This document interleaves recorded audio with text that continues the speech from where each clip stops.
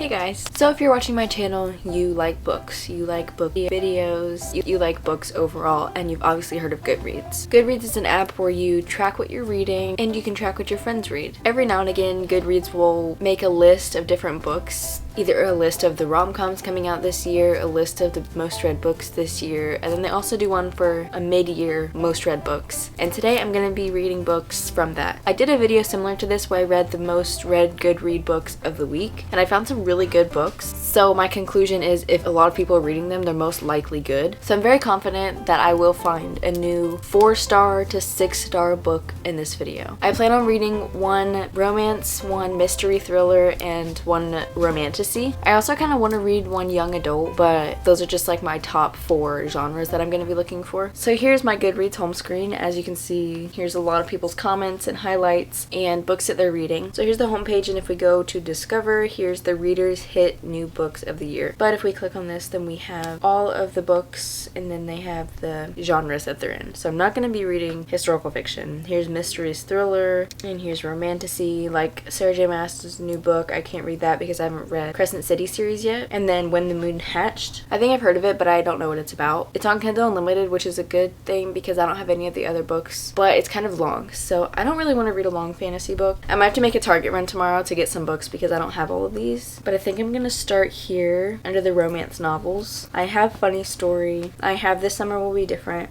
I think I'm gonna read This Summer Will Be Different because it's pretty short. It's a summer book. It is summertime, so that will be perfect if maybe I want to tan sometime this week. And I did start this on vacation, so I'm already like a few chapters in. Here she is. I am on chapter 5, so I already have a little bit of a head start. This is a best friend's brother trope, and I think it's different timelines. Basically, our main girl, she goes on a trip with her best friend, but her best friend's flight gets delayed, and so she is in her hometown, and then she meets this guy at a bar, and they hook up, and then at the end of their day together, she finds out that that's actually her best friend's brother. And then it's present time, and it is her best friend's wedding, and then there's like a problem going on with that where she like runs away back to her hometown, and so the main girl has things brought up about the past of the guy, her best friend's brother, and I'm very interested to see how it goes. I'm very interested to see what's wrong with the best friend's wedding because for some reason she's having like panic about this wedding, like she doesn't want to get married or something. So I'm very interested to see how that goes, and I think it'll be a good, quick,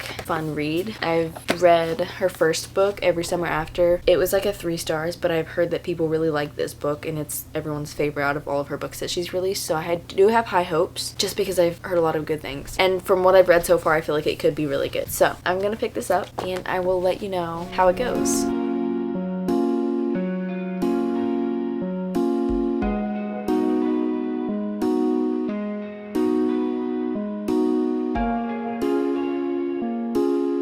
So right now it is 12:16 at night and I'm about to go to bed, but I've been reading this book for a few hours, so probably like 3 hours or something. I made a chunk in, and I figured I would give you a little update of how I'm feeling before I finish this book. I want to finish it tomorrow. So I think I mentioned this in the last clip, but the whole reason that Lucy went back to Prince Edward Island, Bridget's hometown, is because her wedding, I don't know why, but her wedding is in a week and she's like being spontaneous, which isn't like her, and she goes to Prince Edward Island, and Lucy goes because Bridget wants her there, and then Felix, Bridget's brother, is there. I feel like it's being drug on why Bridget is there, but she hasn't told Lucy, and it's making me mad because why aren't you telling your best friend? And the whole thing with Lucy and Felix hooking up 5 years ago, they show each year. Like right now I'm on the last year, I'm on the 4th year, which is where things go down, and I'm in the middle of that. But throughout each year you see them. In the beginning it was just hookups, just physical, and then it grows into more of a connection, and they show more loving tendencies and like subtle things of like hand holding instead of just a hookup. And Bridget has 3 rules for Lucy, and the 3rd one is don't fall in love with my brother. But it's just like, can you just like talk? It's making me annoyed that Bridget hasn't talked to Lucy about whatever is going on in her relationship, wedding thing, if that even is the problem on why she's acting weird. And then the fact that Lucy won't talk to Bridget about her feelings, which I get it, because that would suck having that conversation, but it just makes me annoyed why they're not talking about it. Other than that though, I love this book. I know I started off with the bad things, but I actually do really enjoy this book. The whole Prince Edward Island, like the beach and the small town and everyone knows everyone and the home feeling, the comforting feeling,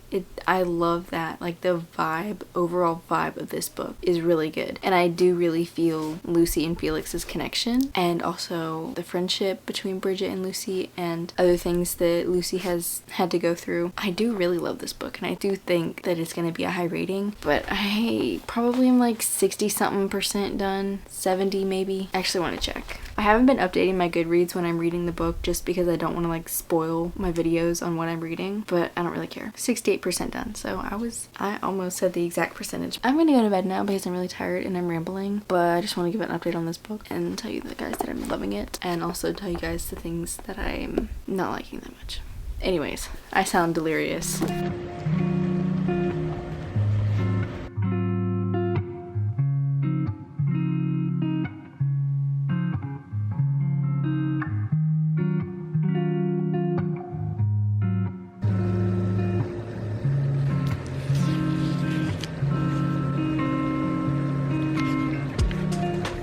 I just finished The Summer Will Be Different. You guys, I did not expect to love this book as much as I did, and I really want to give it a 5 stars.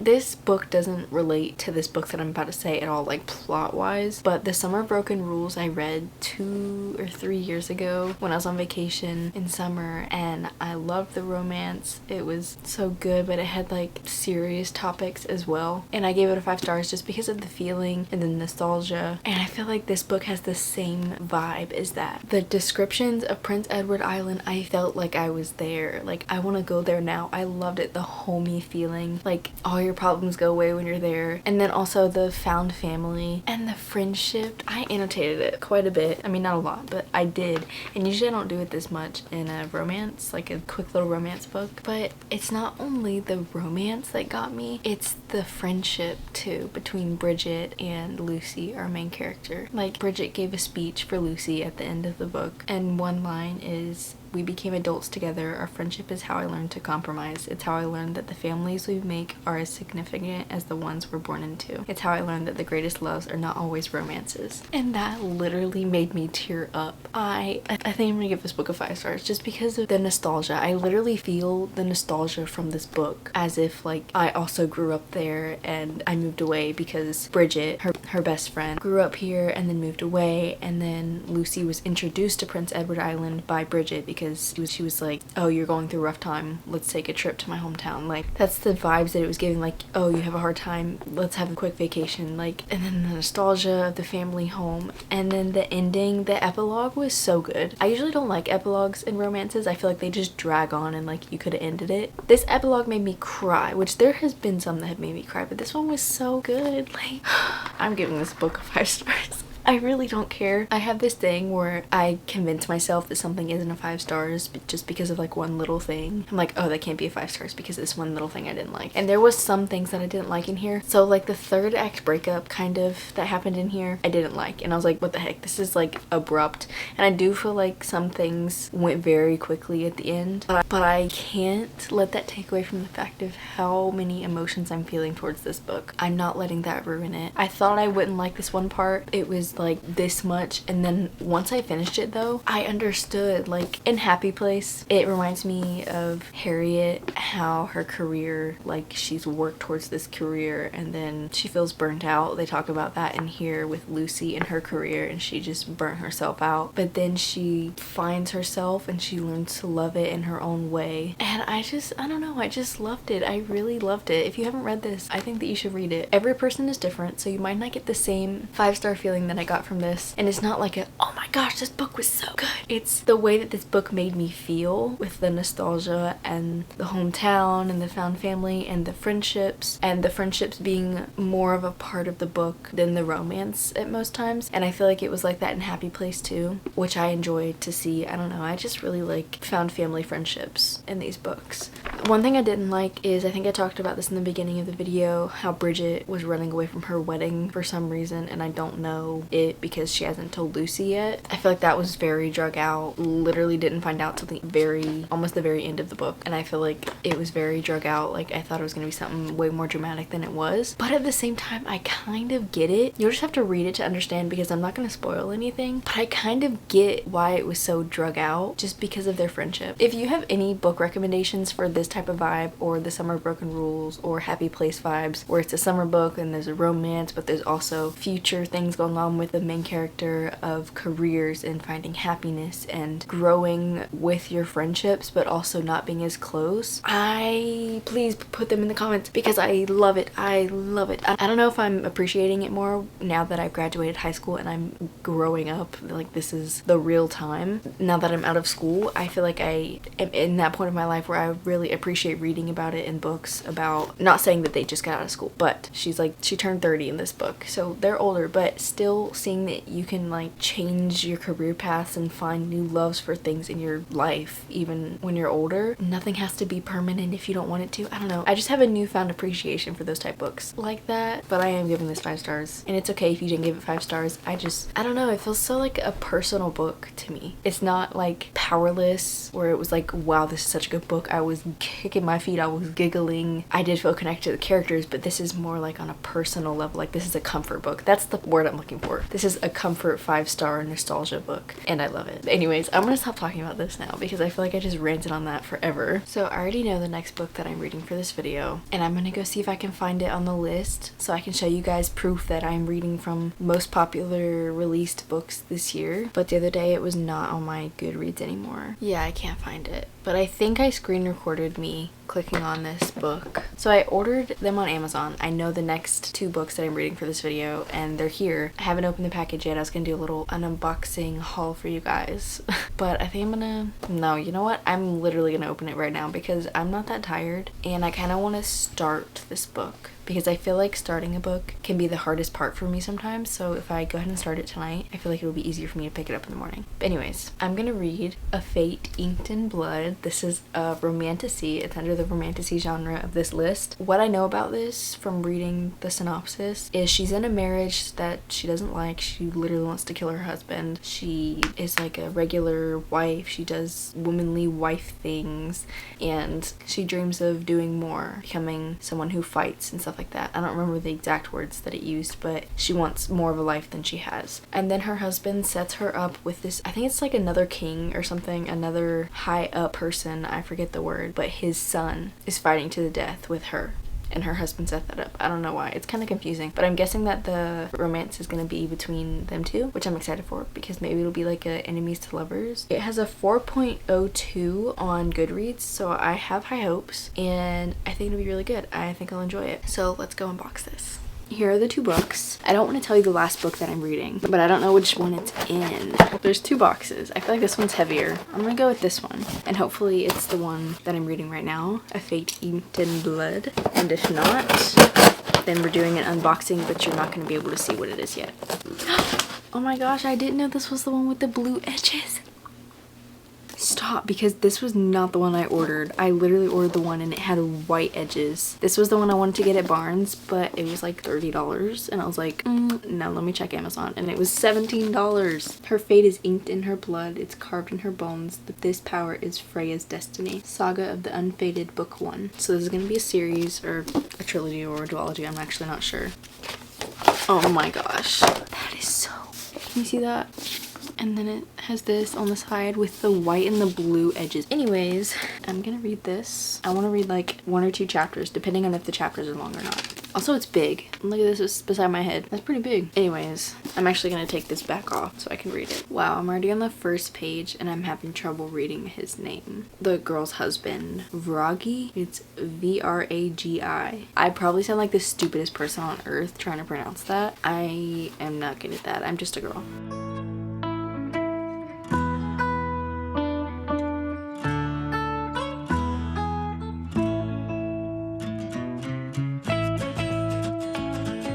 So obviously it's been a minute. As you can see, I dyed my hair. Sorry for that abrupt change in the middle of the video, but I went back to my natural dark brown color and I love it. Anyways, it's been a few days and I think I only read 2 chapters of this book. Nope, I read 3 chapters. So I'm on page 37 now. So my little summary in the beginning of what I thought this book was about was wrong. So I thought this book was gonna be her, Freya, and the other guy. So apparently it's like this warrior, like the leader of the army, his son. I think his name's like Bjorn. I don't know how to pronounce these names. It's kind of like giving Vikings time. Like the way that they're talking and the way that they're described as being dressed and like the warriors and all this stuff, like the higher ups. It's just very Vikings times, which is different. I've never read a book like that. So like the way they're talking, I'm gonna have to get used to because it's the first I've ever read like that. Bjorn. It's Bjorn is the warrior's son. And basically, you know, she hates her husband, but she goes over to her brother's house or her family. It's her mom's house, but her brother is visiting or something because he's also a warrior and he's been away. And so she goes there and then all of a sudden the main warrior guy, the leader, and a bunch of other people come. They're on like horses or something, so that's how I know it's like older. And her husband's there and the leader is asking her like, do you want to be a warrior? Do you want to fight? And she says yes because obviously she does. And so he's like, okay, fight to the death with my son. And that's Bjorn. I don't know how to say his name again. I'm so sorry if I'm pronouncing it wrong. But anyways, they're fighting and I thought that this whole book was going to be them like fighting to the death, like it was some trial or something, but it's not. They do it in the first or second chapter of the book. I think it's the second chapter. And you don't know this going into it,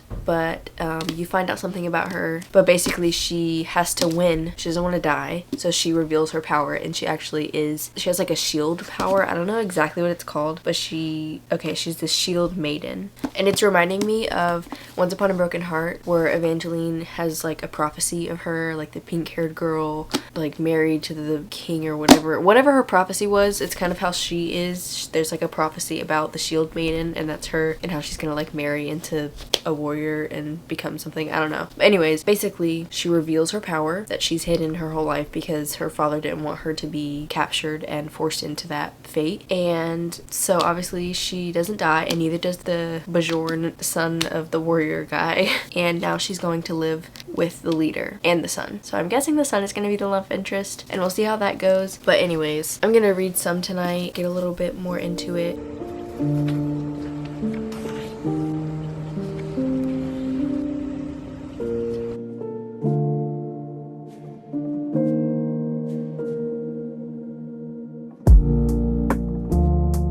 So I'm here for a little update. I am a little bit over halfway done with this book. I've been binging it yesterday and today and I honestly really enjoy it. I will say, since it's a new fantasy and it's kind of like Vikings times, as I said, and it's like Irish kind of. The names are weird, the places have weird names, so it's taken me a little bit to get used to that. There's still some new people being introduced even this far into the book. The whole romance side of this romantasy is not really heavy in this book. This is going to be a series, and the romance I feel like will definitely be heavier in the other books. I'm not sure how many more books in this series, trilogy, duology, whatever it's going to be. Also ignore the fact that I took the cover off. I was reading it and I don't read with the dust jacket on. But I'm picturing this very vividly and I'm loving the storyline that it's taking. It's more of a fantasy for sure, and like war times, and there's like parts where, still don't know if I'm saying his name right, but Bjorn and Freya, they're like practicing fighting together, her becoming a warrior. They're going on these adventures, and then the whole thing with like the gods is very heavily in this, like determining their fates and all this different stuff, because since she is a child of one of the gods, she has the blood of Helen. I'm not sure if I'm saying that right, but that's her shield power. So those people, children of the gods, they can choose their own fate, but everyone else has already like been fated, like they can't change their path. So I really like that. But yeah, it's giving like a series, like a movie series to me, the way that I'm picturing it, and I love it. I'm definitely excited to keep on reading this, and I think that it's definitely going to be a good rating. I wish that it was telling more about her prophecy. Like, it's still not telling us a whole chunk of it, and it's already over halfway. So I'm very interested to see how that comes up. I've been waiting, but it's still not happening. But very interested to keep reading, and I will update you when I finish it, or if there's anything else that happens in the end of this book that I want to talk about. No spoilers, but I will see you then.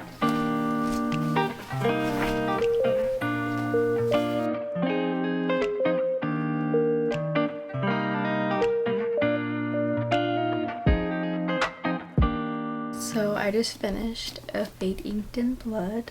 Why was this book actually so good? Why am I finding so many good books right now? I love this book because, so it's romantasy. It's romance with fantasy, but it's heavy more on the fantasy war type of vibe, and then the romance is more towards like the middle to the end, and I did really enjoy that. And it's why I love fantasy so much is it feels like I'm watching a show or a movie in my head of this book. Like I just picture everything with such detail when I read fantasy books, and this one I loved. I want to give it 5 stars, but I don't think that it is, just because it was such a good book. Pictured it very well. I loved almost everything about it, but I didn't have the feeling of like, oh, I want to read this like right now. Like in my spare time I was on like TikTok when I should have been picking this up, so it didn't have a whole bunch of feelings for me where I needed to pick it up. So I feel like that's why it's not going to be a 5 stars, but it's definitely a 4 stars at least, and possibly a 4.5. I don't know. I did really enjoy it. I predicted some things at the end. Some things are still confusing though. I think that there's a lot of things that will hopefully be talked about in the next book. I looked it up, and this is going to be a duology, so there will be one more book, and hopefully all of those plot holes will be wrapped up in the next book, because there's a lot of questions that I still have, and it definitely leaves you on a cliffhanger too.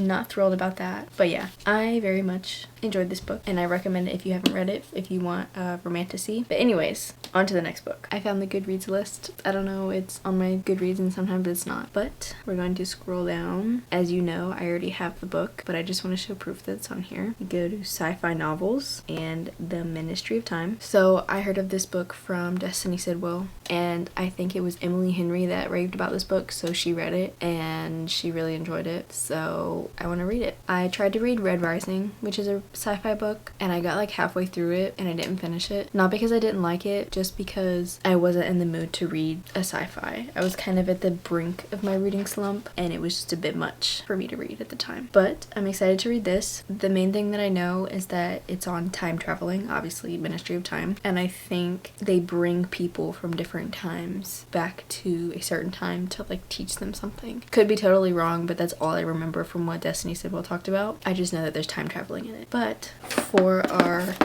second unboxing, I was literally just about to say how much easier this box is gonna be because I just rip it, but it won't rip. What the frick? Here she is. She's so pretty. It's a matte dust cover, dust jacket, whatever. The Good Morning America Book Club. Yeah, see, there's Emily Henry. She said, "Electric, I loved every second." Oh, and there's a romance in here. I didn't know that. And this is also a debut novel. I do remember Destiny saying that, so that is cool. But anyways, I'm gonna read the first chapter, and I will see you when I know more.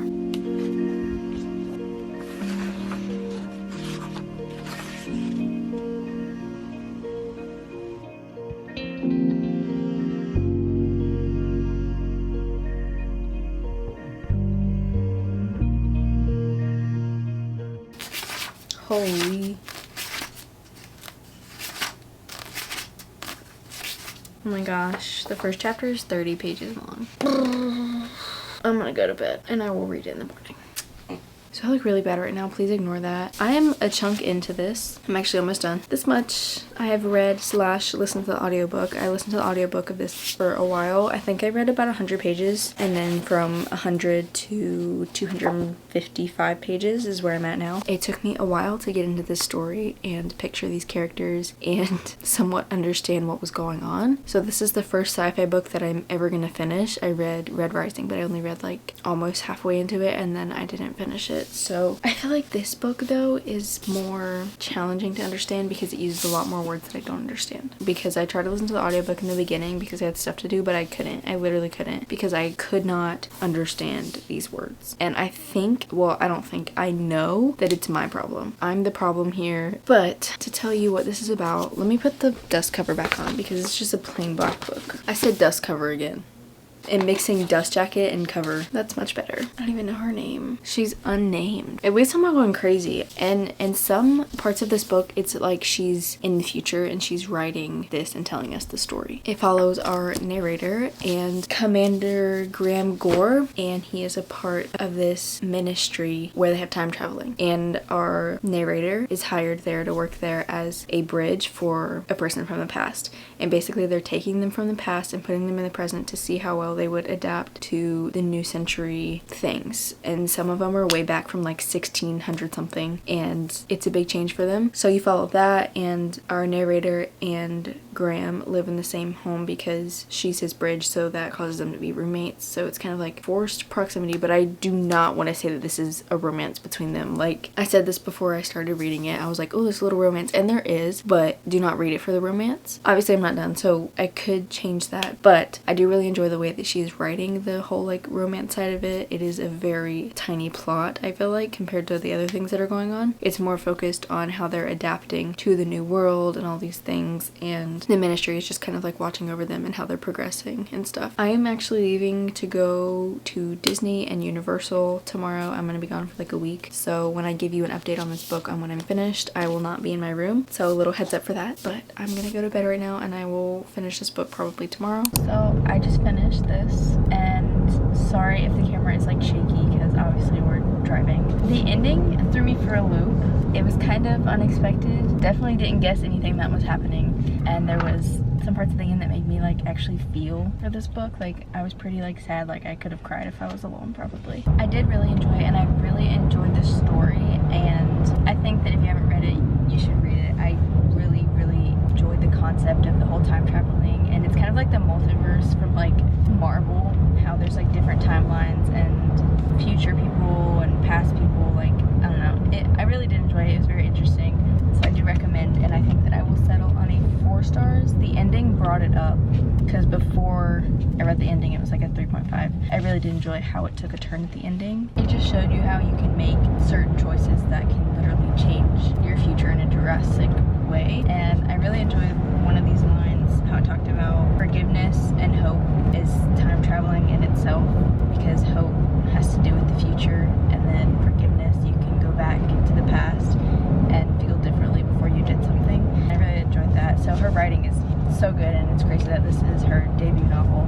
But yeah, 4 stars, definitely recommend if you haven't read it. Okay, so that is the end of today's video. Ignore my hair, I just got out of the shower and I am not blow drying it before I go on this 3-hour road trip. But I enjoyed this video. I honestly love these type of good read list reading videos. I'm probably gonna do one again for the end of the year because I always find a good book when I do this. So to recap, this summer will be different, 5 stars. I know I talked about some things that annoyed me, but the ending just made it okay. Does that ever happen to you? I don't know, just the nostalgia and the ending, it just made it okay for me. So I'm giving this a 5 stars for the scenery, the nostalgia, the growth in friendships, in yourself, and in other relationships. I loved it, and I recommend it if you haven't read it for this summer. Next is A Fate Inked in Blood. I'm gonna give this book a 4.5 because I honestly really enjoyed it. It was a very good fantasy. I pictured it very well, but I definitely do recommend this if you haven't read it and you want a romantasy and kind of like older times Viking type deal. And I have not finished this yet because I'm doing this intro before I leave, but I'm gonna finish this in the car. So here's my rating.